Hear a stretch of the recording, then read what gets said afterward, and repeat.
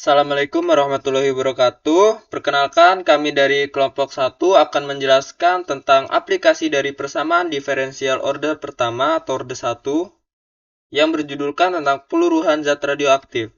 Di sini kami akan mengenalkan anggota-anggota kelompok 1. Pertama itu saya sendiri, Aditya Pratama Juliawan dengan NIM 4111422029. Lalu ada Anthony Vincent Siagian dengan NIM terakhir 023. Lalu ada Dava Syauki Raihan dengan NIM terakhir 034. Dan selanjutnya ada Angga Yulian dengan NIM terakhir 043. Langsung saja kita masuk ke materi, yaitu peluruhan radioaktif. Bahan radioaktif terurai pada tingkat yang sebanding dengan jumlah yang ada. Misalnya jika C adalah radioaktif dan PT adalah jumlah yang ada pada waktu T, maka laju perubahan PT terhadap waktu T yang diberikan oleh dP per dt sama dengan negatif Kp. Di manakah adalah konstanta positif? Misalkan T sama dengan 0. Jumlah awal dari bahan C adalah P0, maka kita dapatkan PT sama dengan P0 E pangkat minus KT. Untuk menentukan PT, kita perlu mencari konstanta K. Hal ini dapat dilakukan dengan menggunakan apa yang disebut dengan waktu paruh T dari bahan C. Waktu paruh adalah rentang waktu yang diperlukan untuk terurai, setengah dari materi. Jadi kita punya itu PT sama dengan setengah, P0 sama dengan setengah P0. Dan kita substitusikan persamaan 2.6.6 dan diperoleh setengah P0 sama dengan P0 E minus KT itu ekuivalen dengan setengah sama dengan E pangkat minus KT. Ambil kedua sisi dan kita memperoleh negatif ln 2 sama dengan minus KT ekuivalen dengan K sama dengan ln 2 per T dengan cara dipindah ruaskan. Selanjutnya, jika kita mengetahui T, kita juga dapat memperoleh K dan sebaliknya. Banyak buku teks kimia yang berisi waktu paruh beberapa bahan radioaktif penting, misalnya waktu paruh karbon 14 itu adalah 5730 atau 5730 kurang lebih 40 tahun. Oleh karena itu, konstanta K yang berasosiasi dengan karbon 14 adalah K minus 1,21 kali 10 pangkat minus 4. Perlu diketahui juga bahwa karbon 14 itu adalah sebuah alat penting dalam bidang arkeologi. Penelitian yang dikenal sebagai penanggalan radiokarbon. Selanjutnya kita masuk ke salah satu contoh peluruhan waktu paruh suatu zat radioaktif. Dengan soal di sini kita mempunyai waktu paruh dari suatu bahan radioaktif radium adalah 1600 tahun. Berapa persenkah bahan yang tersisa setelah 10 tahun, 20 tahun, 69 tahun, dan 212 tahun? Lalu kita akan mencari bahan radioaktif jika bahan radioaktif setiap saat adalah Y, maka dy per dt sama dengan ky. Ekuivalen dengan dy sama dengan ky kali dt dengan cara dipindah ruaskan. Lalu dy per y sama dengan k kali dt. Y-nya pindah ke ruas kiri. Lalu lanjut 1 per y dy minus k dt sama dengan 0. 1 per y sama dy-nya dipisahkan. Lalu 1 per y dy per dt minus k sama dengan 0. Lalu kita dapat k-nya itu menjadi d per dt sama dengan ln y min kt sama dengan 0. Terus integral d per dt kali ln y minus kt sama dengan integral 0 dt. Lalu ln y minus kt plus c sama dengan 0 dan didapat y-nya itu sama dengan ce pangkat kt. Dengan menentukan keadaan awal, dengan mensubstitusikan y0 ke persamaan y sama dengan ce pangkat kt. Maka diperoleh y sama dengan ce pangkat kt, kita masukkan y0 sama dengan ce pangkat k0, maka kita peroleh y0-nya sama dengan c. Sebut saja y0 ini adalah y indeks 0. Lalu kita substitusikan c itu sama dengan y0 ke persamaan y sama dengan y sama dengan ce pangkat kt yang di sini. Lalu akan ekuivalen dengan Y sama dengan Y indeks 0 kali E pangkat KT.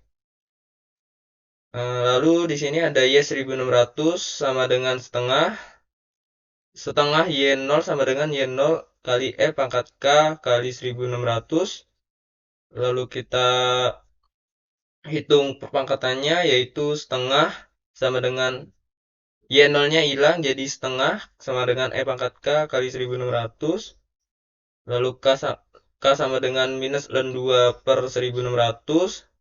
Di sini kita peroleh sama dengan Y10 sama dengan Y0 Y0 kali E pangkat ln 2 per 1600 kali 10.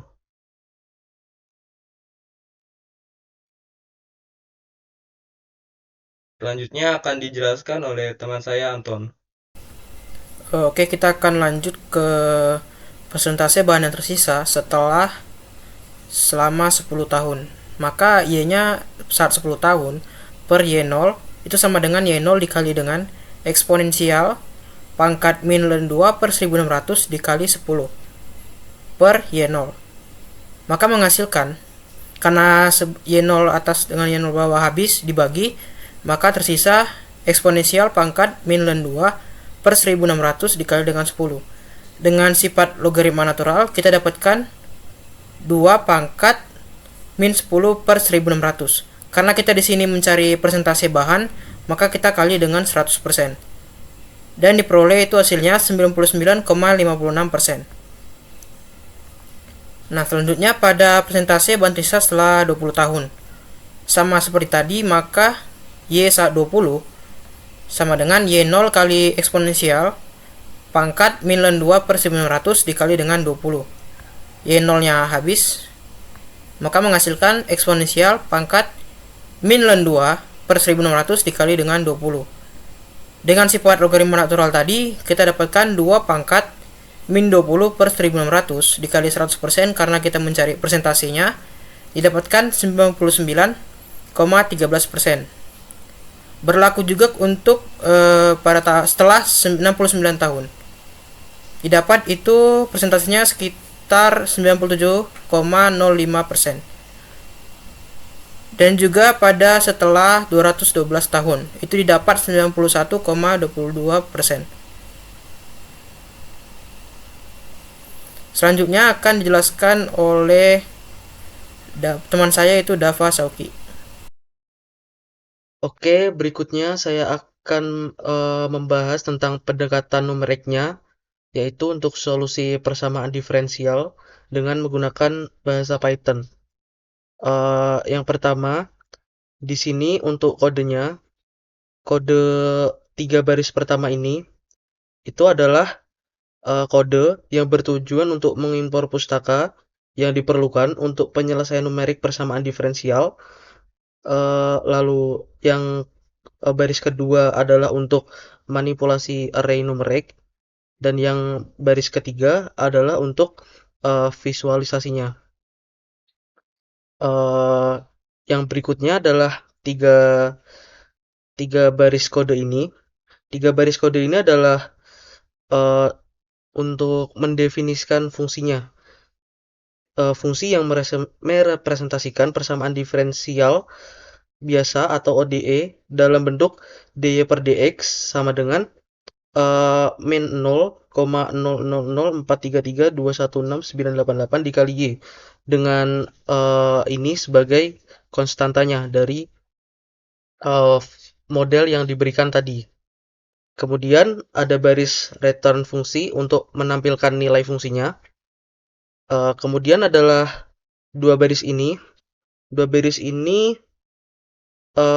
intinya untuk membuat inisialisasi dari nilai x. Jadi x di sini dibuat dari rentang 100 sampai dengan 5000. Ya, 100 sampai 5000 dengan jarak antar intervalnya adalah 300. Jadi 100, 400 dan seterusnya.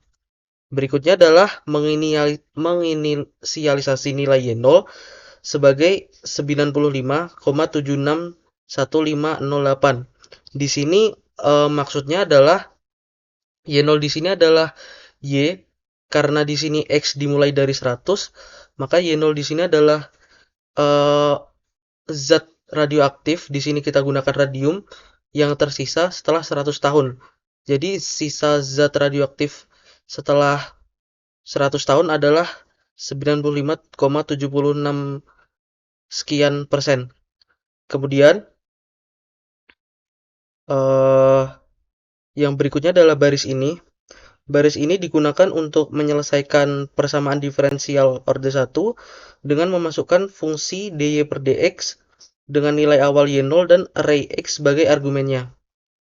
Kemudian akan dicetak nilai x dan y-nya.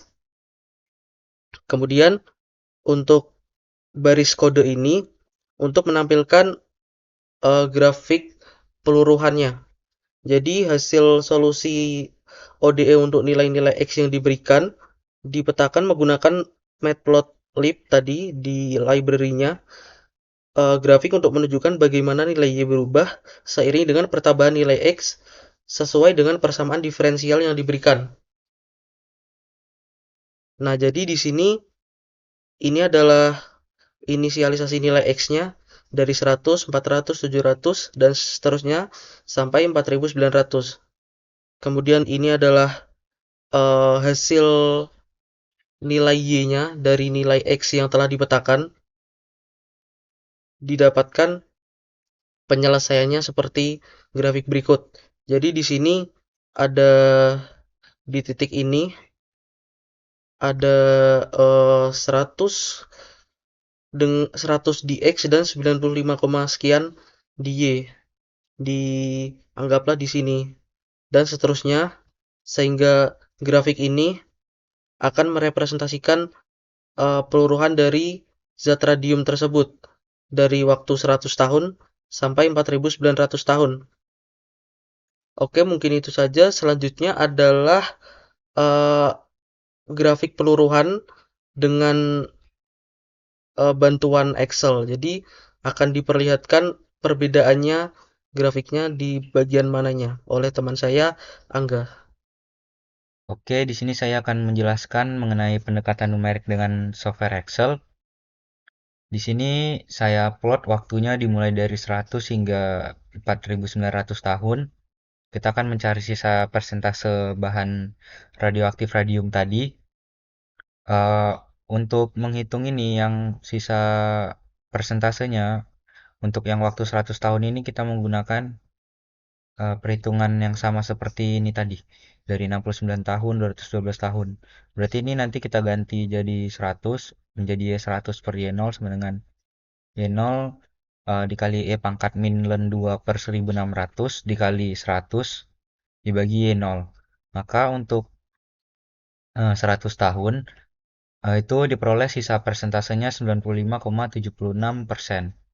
Nah, untuk yang tahun-tahun lainnya yaitu 400, 700, 1000 hingga 4900, caranya sama menggunakan perhitungan tadi, diperoleh 84,093 untuk 400 tahun.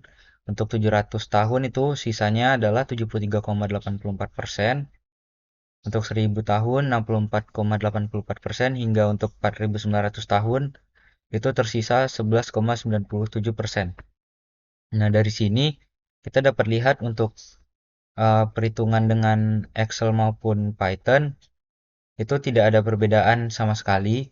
Ini sama untuk setelah 100 tahun itu 95,76%, untuk 400 tahun sama, hingga untuk 4900 tahun itu sisa 11,97%. Maka untuk plotnya juga tidak ada perbedaan sama sekali. Jadi kita bisa menggunakan pendekatan numerik Excel maupun Python untuk mencari grafik dari peluruhan radioaktif radium ini. Nah, jadi mungkin sekian untuk presentasi aplikasi persamaan diferensial biasa orde 1 dengan materi peluruhan radioaktif. Di sini saya mewakili kelompok 1. Mohon maaf apabila ada kesalahan, baik yang disengaja maupun tidak. Saya akhiri, Assalamualaikum warahmatullahi wabarakatuh.